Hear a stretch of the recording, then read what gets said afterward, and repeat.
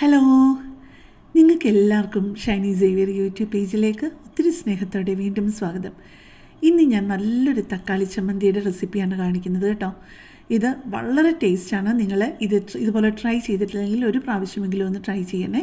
ഇഡ്ഡലിയുടെ കൂടെയാണെങ്കിലും ദോശയുടെ കൂടെയാണെന്നുണ്ടെങ്കിലും ചോറിൻ്റെ കൂടെയാണെന്നുണ്ടെങ്കിലും കറിയൊന്നും ഇല്ലാത്തപ്പോൾ ഇത് മാത്രം മതി കഴിക്കാനായിട്ട്. നല്ല ടേസ്റ്റാണ് കേട്ടോ.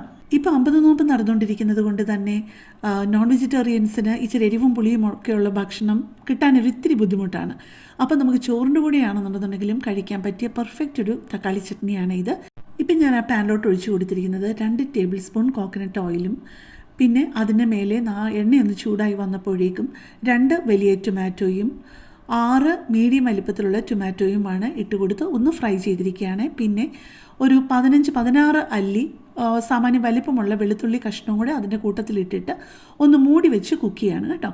ഒരു സൈഡ് നന്നായിട്ടൊന്ന് കുക്കായി വരുമ്പോഴത്തേക്ക് ചെറിയൊരു ബ്രൗൺ കളറൊക്കെ ഒന്ന് ആകാൻ തുടങ്ങുമ്പോഴേക്ക് നിങ്ങളൊന്ന് തിരിച്ചിട്ട് കൊടുക്കണം. എന്നിട്ട് വീണ്ടും മൂടി വെച്ച് കുറച്ച് നേരം കൂടി ഒന്ന് കുക്ക് ചെയ്യണം. എന്നിട്ട് നമുക്കതിൻ്റെ ആ സ്കിന്നൊക്കെ പുറത്തെ ആ ഒരു സ്കിന്ന് നമുക്ക് ഈസി ആയിട്ട് മാറ്റാൻ പറ്റും.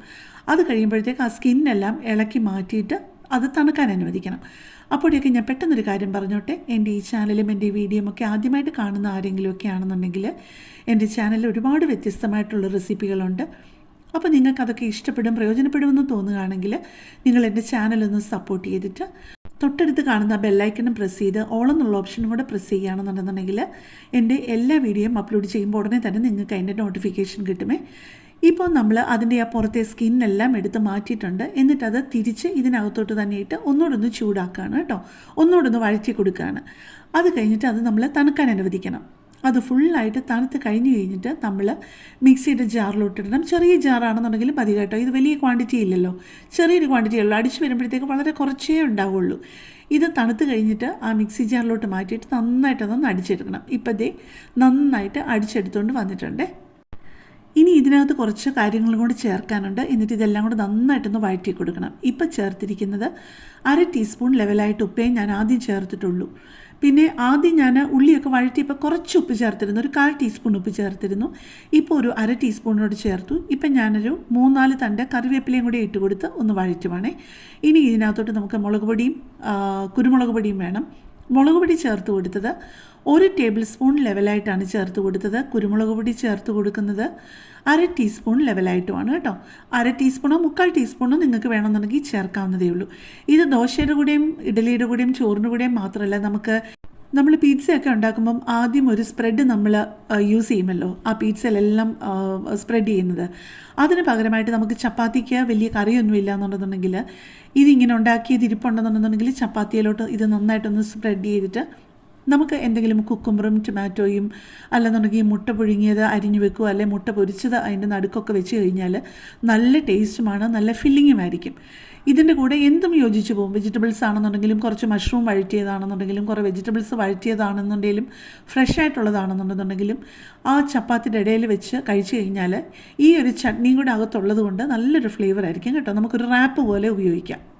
ഉപ്പ് 1/4 ടീസ്പൂൺ ആദ്യം ഇട്ടു, പിന്നെ ഒരു 1/2 ടീസ്പൂൺ ഇട്ടു. ഇപ്പം പിന്നെയും നോക്കിക്കഴിഞ്ഞപ്പോഴത്തേക്ക് കുറച്ചുകൂടി ഉപ്പ് വേണം തോന്നിയത് കൊണ്ട് 1/4 ടീസ്പൂണും കൂടെ ഉപ്പും ഇട്ട് കൊടുത്തിട്ടുണ്ട്.